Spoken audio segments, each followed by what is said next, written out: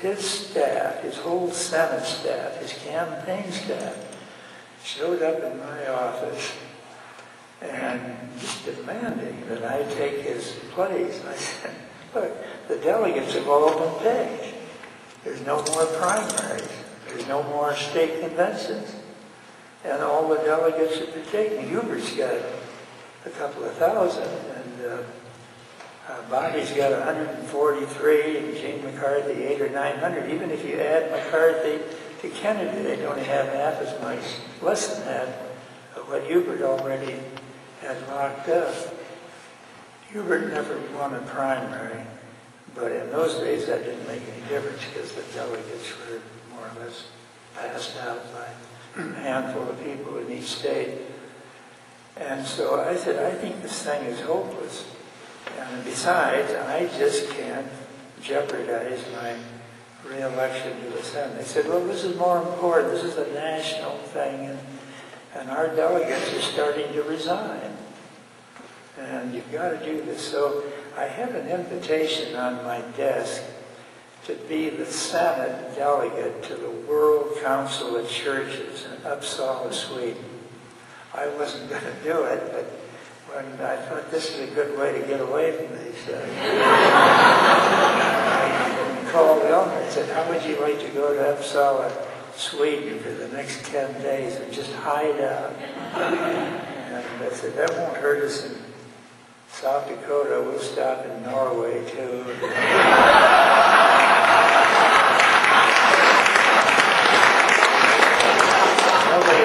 Nobody's going to criticize a politician for going to a meeting of all the churches of the world.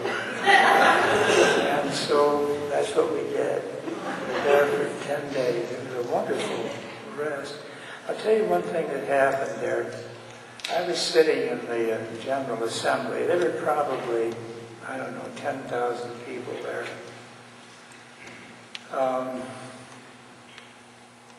And one delegate after another, from one country after another, would get up and just assail the United States for the Vietnam War. This is 68, remember, the height of the Vietnam War.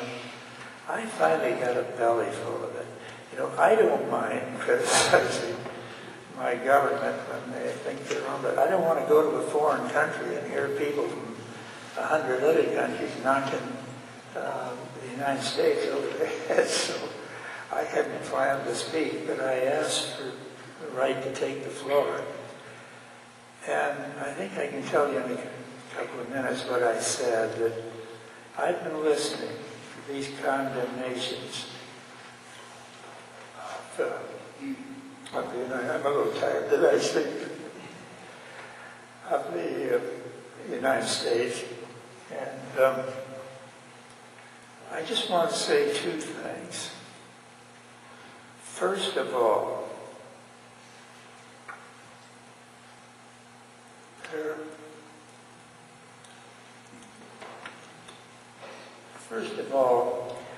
there's no country on this planet where more tears have been shed about this tragedy of Vietnam than the United States. Not Britain, not France, not Germany, not Japan. No country that any of you come from has had so many tears shed over this Vietnam War as in the United States. The second thing I want to say to you, I'm an old history prod, and I'm looking around this room here. I don't see a prominent country here that isn't into blood up to their elbows, from colonies, from empire building. Look at the British over here. Look at the French over here. Look at the Germans. Look at the Japanese.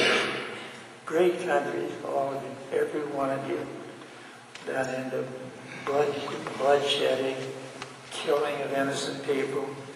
So don't get up and make these speeches against the United States.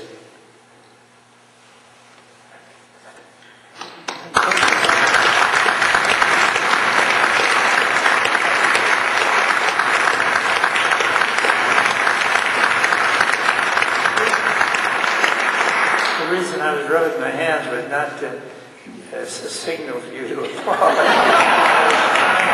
My fault. Don't, before you get up and assail the United, wipe the blood off your own hands, and then get up here and say what you had to say. Anyway, to my surprise, I got a standing ovation.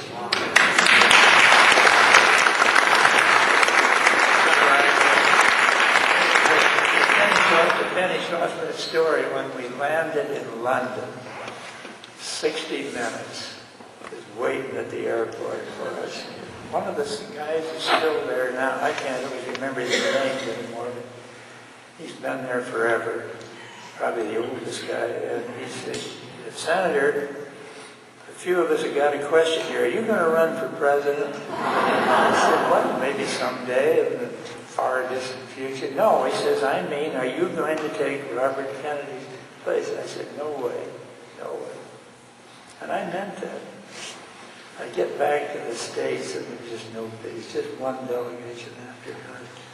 I'm glad now I did that. I knew all I'd get was 143 delegates that Bobby already had, because there weren't any more to be named. But it was in that convention in Chicago, which was a kind of a struggling, turbulent affair, that the California delegation, which was the biggest one, asked Hubert, my lifetime friend, Gene McCarthy, my colleague, and myself to get in a three-way debate on the Vietnam War. Well, Hubert's a brilliant debater, but not trying to explain Vietnam to a rational audience. And Gene was kind of off that day. And what that did was to give me national exposure on all the networks for 2 hours. This is in Chicago? In Chicago. And by all odds, it was the most constructive thing at that convention. I don't think I'd have been nominated 4 years later had I not finally agreed against my better judgment to become a candidate. So I ran for president for 18 days. And I came back to South Dakota. I didn't know what I was going to face. How can you do this? Just take off 3 weeks and go to Chicago and run for president, and then come back into the Senate race and say, here I am.